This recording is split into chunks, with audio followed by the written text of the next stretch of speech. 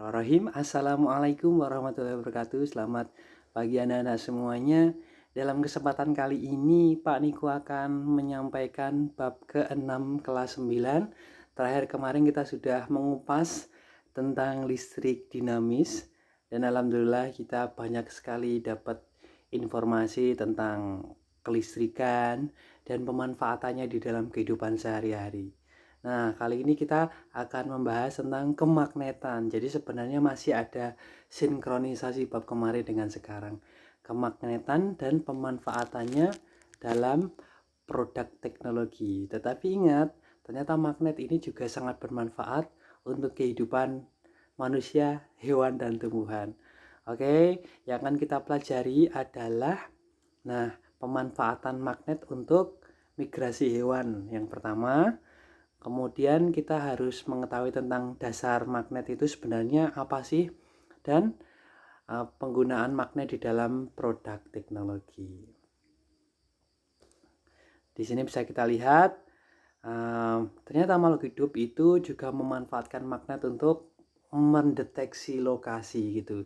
Jadi mereka kan tidak punya dalam artian akal ya, tetapi mereka Allah anugerahkan rasa. Kemudian mereka juga diberikan feeling untuk bisa merasakan lokasi, untuk bisa bermigrasi sesuai dengan keinginannya. Caranya gimana? Memanfaatkan magnet atau medan magnet. Bisa kita lihat ada beberapa hewan yang dalam tahun tertentu, musim tertentu mereka melakukan migrasi. Seperti itu gambar peta. Dan ada perpindahan burung ya di Amerika, itu benua Amerika. Di sini ada migrasi penyu juga memanfaatkan magnet, migrasi salmon, migrasi burung, migrasi bakteri. Nah, kenapa bakteri juga bermigrasi, dan migrasi lobster duri. Oke. Di mereka itu mungkin nanti kita akan lebih jelas bahas di gambar, nanti Pak Niko akan sampaikan di PowerPoint tertentu tentang gambar mereka ya. Kemudian untuk belajar tentang magnet kita harus tahu teorinya. Pertama, konsep gaya magnetnya seperti apa, terus teori kemagnetan bumi, gaya Lorentz, dan induksi elektromagnetik. Kalau kalian melihat gambar di bawah ini, macam-macam magnet dengan bentuk yang macam-macam ya. Intinya di situ akan ada kutub utara dan kutub selatan. Kutub utara biasanya ada tanda kayak merah, itu menunjukkan arah kutub utara. Kutub selatan adalah lawannya. Bahasa Inggrisnya kutub ada pole. Kemudian magnet ini kalau di dalam kehidupan sehari-hari, dulu waktu kecil kita sering gunakan untuk mainannya, untuk menarik benda besi gitu. Oke, konsep gaya magnet. Magnet kita harus tahu tentang sifatnya. Nah, di mana sifatnya itu harus diindikasikan dengan bahannya. Ada bahan yang gampang ditarik oleh magnet, ada bahan yang tengah-tengah bisa ditarik tapi agak lemah gitu, dan yang terakhir adalah benda yang susah ditarik oleh magnet atau tidak punya sifat magnet sama sekali. Ferromagnetik yang gampang, kemudian yang kedua paramagnetik tengah-tengah, dan yang ketiga diamagnetik atau tidak punya sama sekali. Ferromagnetik contohnya adalah benda-benda logam seperti baja, besi, nikel, aluminium, kobalt, kemudian besi itu, maaf ya ini. Dan paramagnetik tengah-tengah, contohnya mangan, platina, aluminium, magnesium, timah, oksigen, dan udara. Oksigen termasuk ya. Dan yang diamagnetik atau tidak bisa atau sukar sekali dipengaruhi oleh magnet, benda diam gitu ya. Contohnya itu semua isolator ya. Isolator itu susah ditarik oleh magnet. Kalau di logam ada juga, kita lihat ya, kalau logam itu ada bismut, kemudian ada timbal, raksa, fosfor, tembaga. Susah ya itu. Kemudian Cara membuat magnet ada 3 macam yang perlu kalian ketahui. Yang pertama yaitu magnet itu bisa dibuat dengan cara menggosok magnet, atau nama lainnya adalah menggosok ya. Digosok. Kemudian yang kedua didekatkan dengan magnet. Jadi ada paku didekatkan kepada magnet, paku ini sudah menjadi magnet. Nah, dia pakunya bisa menarik besi. Itu namanya induksi. Dan yang ketiga itu dialiri listrik. Jadi ada paku diberi lilitan, kemudian lilitannya disambung dengan sumber listrik. Nah, pakunya nanti akan menjadi magnet. Paku ini disebut dengan elektromagnetik. Jadi ada 3 cara: gosok, induksi, dan elektromagnetik. Ternyata penerapan elektromagnetik dalam kehidupan sehari-hari yang jelas terlihat di contohnya ketika kita masuk ke rumah orang. Pertama adalah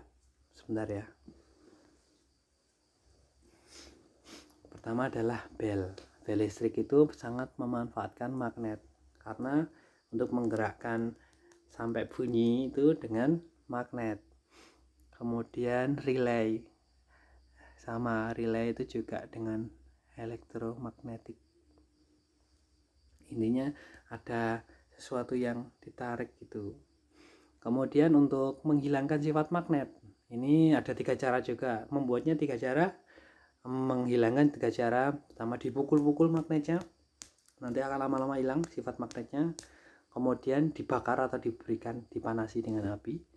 Dan yang terakhir, dialiri listrik. Magnet yang dialiri listrik maka malah hilang kemagnetannya. Bukan elektromagnetik ya, bukan. Kalau ini beda, ini magnet yang dialiri listrik, dia akan hilang sifat magnetnya. Terus konsep gaya magnet tentang medan magnet, di daerah sekitar magnet yang masih terpengaruh gaya magnet disebut dengan medan magnet. Garis-garis ini sebenarnya nggak kelihatan, tetapi ketika kita berikan taburan besi gitu maka akan kelihatan sih.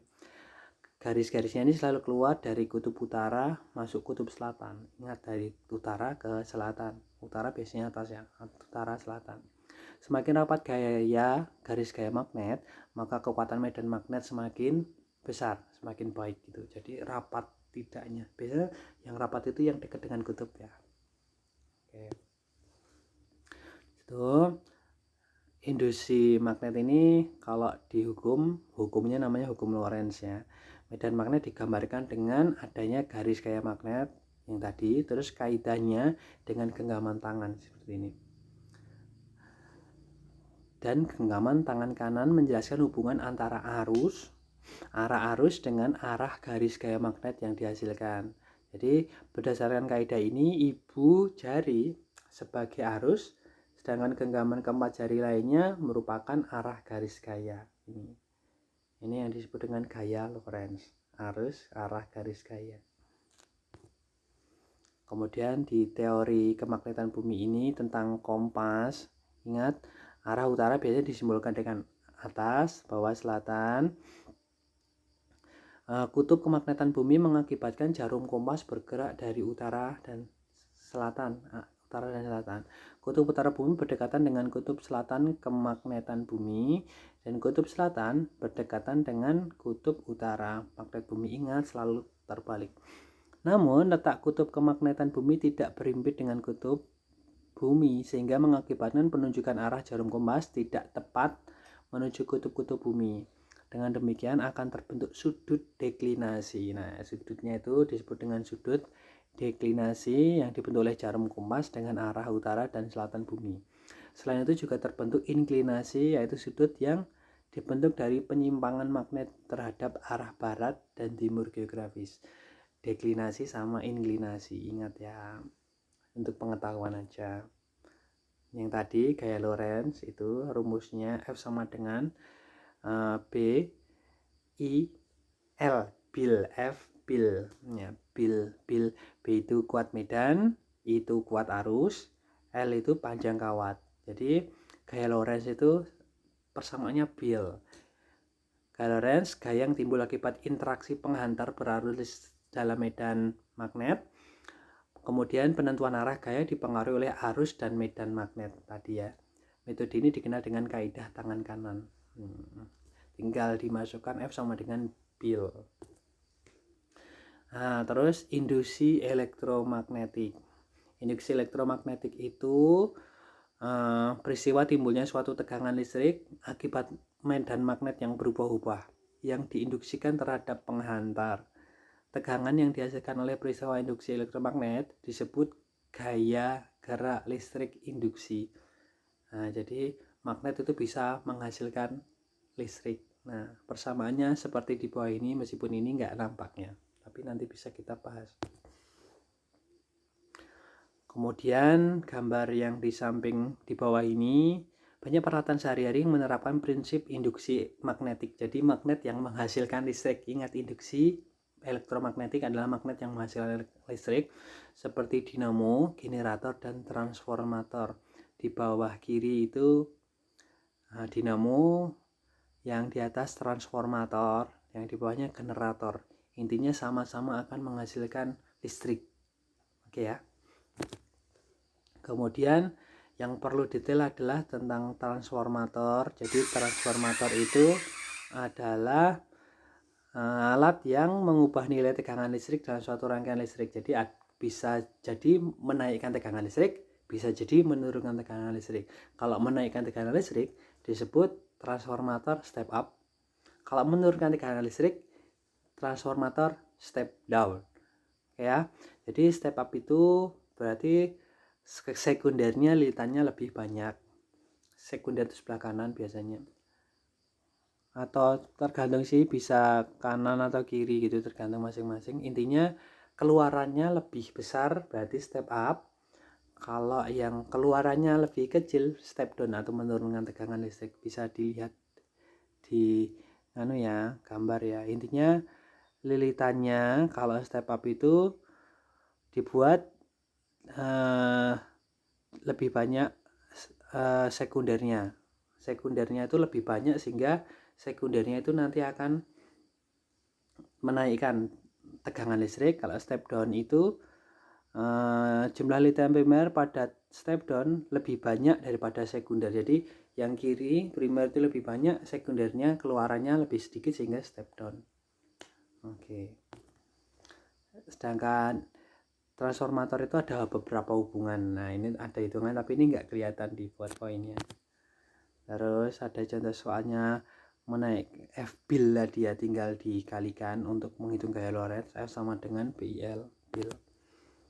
Terus kemagnetan pada produk teknologi. Nah, ini sering banget keluar tapi kalian belum banyak yang belum tahu. Pertama, MRI atau magnetic resonance imaging, itu melihat magnetik saraf apa yang ada di tubuh kita dimasukkan di dalam MRI untuk mendeteksi ada sesuatu nggak yang terjadi di tubuh kita. Kemudian PLTN atau pembangkit listrik tenaga nuklir. Nah, ini yang nuklir itu pun dengan memanfaatkan magnet bisa menghasilkan energi listrik yang sangat besar sekali.